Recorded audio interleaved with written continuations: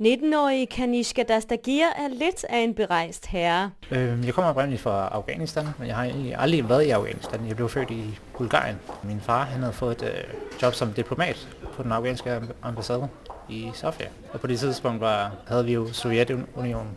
Så da muren faldt, valgte vi så at flytte til Danmark. Sin unge alder taget i betragtning har han allerede et voksent job. Han skal forsøge at lære sine jævnaldrende at have større forståelse for det fremmede. Min rolle er sådan helt officielt at forsøge at nedbryde fordomme og såkaldte negative stereotyper, som vi har om hinanden. Og måden vi vil gøre det her på er ikke ved at diskutere, ikke ved at debattere, men ved at indgå i en dialog.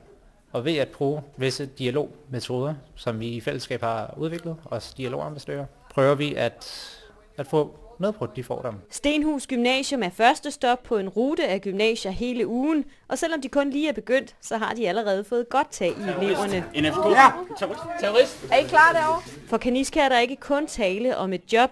Det er snarere et kald, som han har følt, siden han for flere år siden oplevede fremmedhadets grimme ansigt. Der var en episode for 5-6 år siden, da jeg var på Mørkøv Krammermarked sammen med en bekendt, og da vi skulle hjem klokken 11-12 om aftenen, så blev vi mødt af sådan en meget aggressiv mand, som tydeligvis var påvirket af stoffer og alkohol. Han var i hvert fald meget vild. Han havde et vildt udtryk i ansigtet.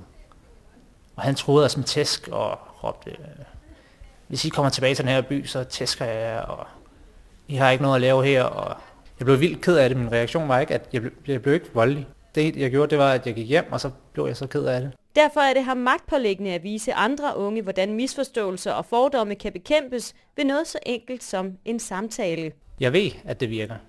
2 forskere fra det Danske Institut for Internationale Studier har foretaget en undersøgelse blandt alle de deltagere, som har deltaget i de her dialogaktiviteter. Og de fandt faktisk ud af, at det havde haft et kæmpe indtryk på deltagerne, at de havde fået nedbrudt mange fordomme. Men det handler ikke kun om at give slip på fordommene. Det handler også om at respektere de forskelligheder, der nu engang er. Selvfølgelig er reaktionerne ikke de samme. Det er jo en helt anden kultur nede i Mellemøsten, både i Jordan og i Egypten, end den vi har herhjemme i Danmark. Den kan man føle på alle mulige måder. Altså jeg synes, de var mere tilbageholdende deltagerne, det vi var i Jordan i november. Men deres ambitionsniveau var højere.